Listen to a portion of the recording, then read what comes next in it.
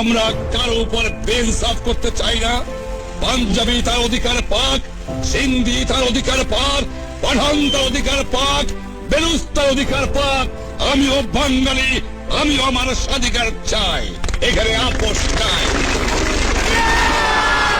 শেখ মুজিবের পথ ধরে বেলুচিস্তান স্বাধীন করো, এমন মন্তব্য করেছেন বেলুচিস্তানের অবিসংবাদিত মানবাধিকার নেত্রী ডক্টর মেহরাং বালুচ। ডক্টর মেহরাং বালুচ তাকে নতুন করে পরিচয় করিয়ে দেওয়ার কিছুই নাই। আপনারা জানেন যে বেলুচিস্তান 1948 সাল থেকে তারা এই স্বাধীনতা সংগ্রাম চালিয়ে আসছে।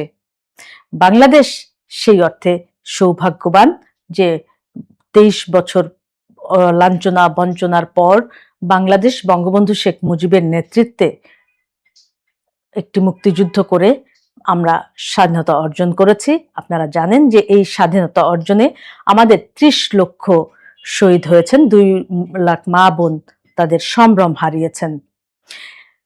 একটি দিনেই কিন্তু এই স্বাধীনতা বাংলাদেশের আসেনি। আপনারা জানেন যে বাংলাদেশ, বিশেষ করে শেখ মুজিব, তার জীবনে প্রায় 14 বছর কারাগারে কাটিয়েছেন।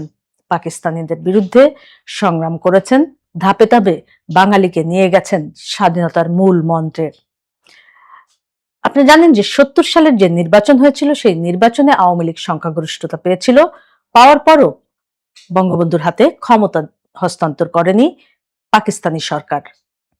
তারপরই তারা অপারেশন সার্চলাইট নামক যে অপারেশন, সেটি চালিয়ে বাঙালিদের উপর হত্যাযজ্ঞ শুরু করেছিল।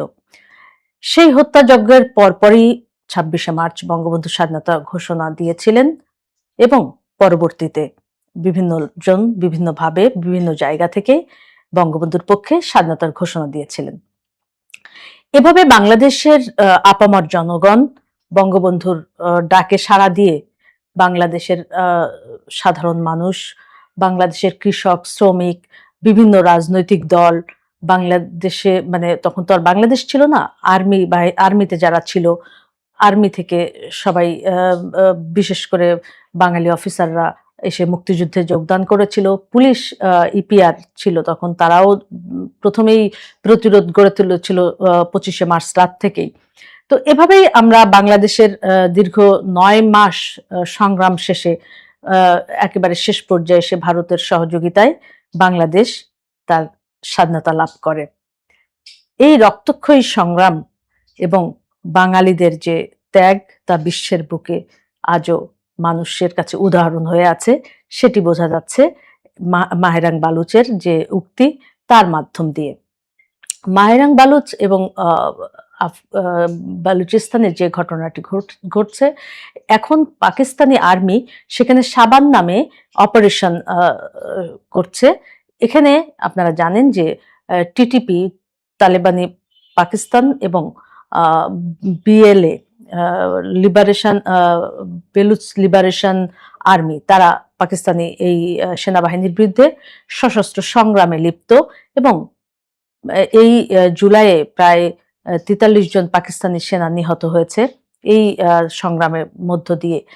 এরই এক মহেন্দ্রক্ষণে মাহেরাং বালুচ এমন মন্তব্য করেছেন, আমরা চাই বা না চাই, ইতিহাস তার পথ ধরেই চলে। সেটি যে ইতিহাস তার পথ ধরে চলে, তার তো নমুনা আমরা দেখছি। আপনি এই বাংলাদেশের অপশক্তি বঙ্গবন্ধুকে এবং মুক্তিযুদ্ধকে কলঙ্কিত করা, মুক্তিযুদ্ধের ইতিহাসকে অস্বীকার করা, আপনারা জানেন যে এই বাংলাদেশে এখন জয় বাংলা উচ্চারণ করলেই জেলে যেতে হয়। সেই পরিস্থিতি, সেই রকম একটি পরিস্থিতিতে বেলুচ জাতি বাংলাদেশকে স্মরণ করছে, বাংলাদেশের অবিসংবিদিত নেতাকে স্মরণ করছে। কই, বেলুচ নেত্রী মাহেরাং তো বলেনি জিয়াউর রহমানের মতো যুদ্ধ করো, বলেনি ভাসানীর মতো আন্দোলন করো, করে বাংলাদেশ স্বাধীন করো, সেটি তো বলেননি। উনি তো শেখ মুজিবের কথা বলেছেন। বিশ্ব জানে, প্রত্যেকটি আন্তর্জাতিক সংস্থা জানে, মাধ্যম জানে যে বাংলাদেশের স্বাধীনতা সংগ্রামের অবিসংবাদিত নেতা কে। তাই এই যে বর্তমান বাংলাদেশের যে পরিস্থিতি, আপনারা জানেন যে স্বাধীনতা বিরোধী চক্রই এখন যে পুরো নিয়ন্ত্রণে রেখেছে। বাংলাদেশও আবারও বাংলাদেশ তার কাঙ্ক্ষিত লক্ষ্যে পৌঁছাবে। বাংলাদেশের স্বাধীনতাকামী মানুষ তেমন প্রত্যাশা বাংলাদেশের বেশিরভাগ মানুষের।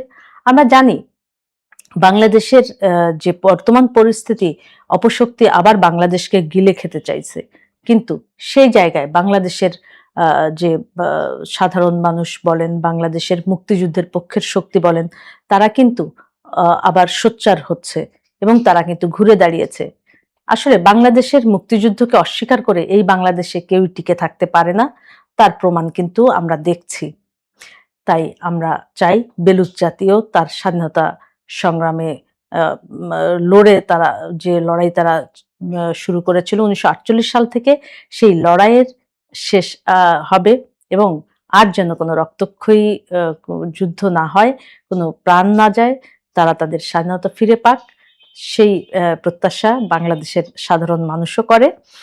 দর্শক, আজ এই পর্যন্ত। এতক্ষণ সঙ্গে থাকার জন্য অসংখ্য ধন্যবাদ। আপনাদের মতামতের অপেক্ষায় রইলাম।